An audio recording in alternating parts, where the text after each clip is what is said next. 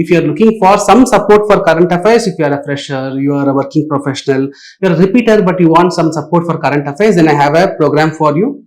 I have given the brochure and also the announcement video link in the description. You can watch if you are interested. Hello all, welcome back to Current Affairs Class Series. I'm Guna Mathivanan from Officers IAS Academy. In today's video, we are going to discuss about National Education Policy. It is also referred as the New Education Policy because it replaced the old policy. National Education Policy 1986 was replaced.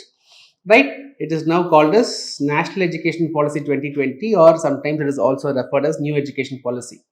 Now let me explain the highlights, the important highlights of this policy. First, remember, policy means an objective. Don't think it is a scheme. Don't think that it is immediately it will be implemented.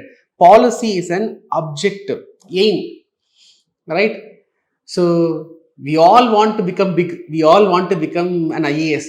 Want to become an IPS. That is a goal, objective for which you have to work on. So policy is a framework.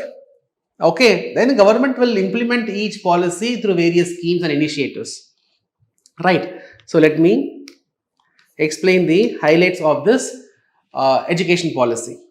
So this education policy deals with school education as well as higher education. So first let me explain about school education.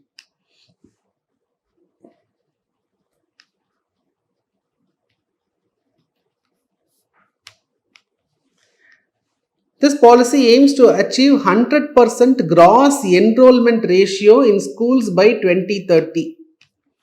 The gross enrollment, okay, the total enrollment, everybody in school going age should go for schools. That is the objective. Achieve 100% gross enrollment ratio by 2030. Bring 2 crore out of school children back to the schooling process. There are 2 crore children who are in the age of going to school, but they are working somewhere. So we have to bring them back to the schooling. Okay, that is another objective.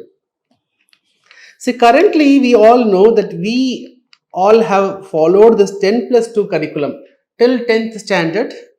There is a common curriculum. In 11th and 12th, streams will be divided. But this policy aims to change this 10+2 into 5+3+3+4 curriculum. Right? That is 3 years to 8 years. There will be a special focus. 8 to 11, 11 to 14, then 14 to 18 years. So how this is going to be implemented, we have to wait and watch. But the suggestion in the policy is this 10+2 is not correct. At the 10th standard, dividing the streams is not correct. So we have to divide the streams in earlier stage. So for which we have to create a curriculum. Let's wait and watch how this is going to work. Right. Next. With respect to schooling, see, as of now, government schools are providing 12 years of schooling. You can join the first standard, you can go till 12th standard in government schools.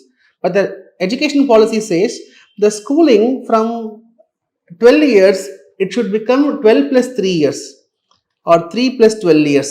3+12 years of schooling is being suggested in this policy. That is, in government schools, as of now, the starting intake will be first standard.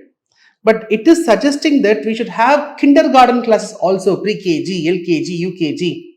So this Anganwadi does this separately. Let us bring both together, Anganwadis and school together.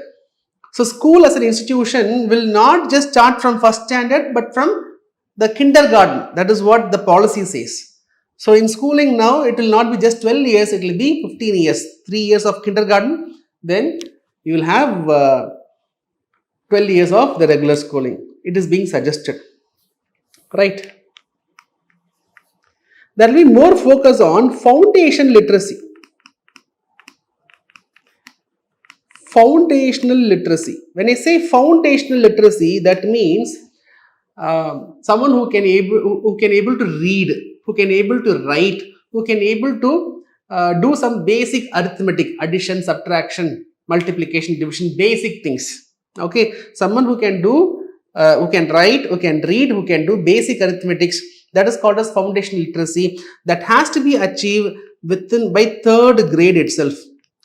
So by third standard, the foundation literacy has to be achieved. For this purpose, a national foundation literacy mission is being set up.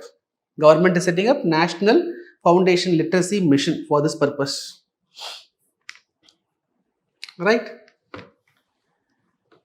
See, with respect to language, the policy suggests that preferably till 8th standard, the schooling should be made in mother tongue, preferably till 8th standard.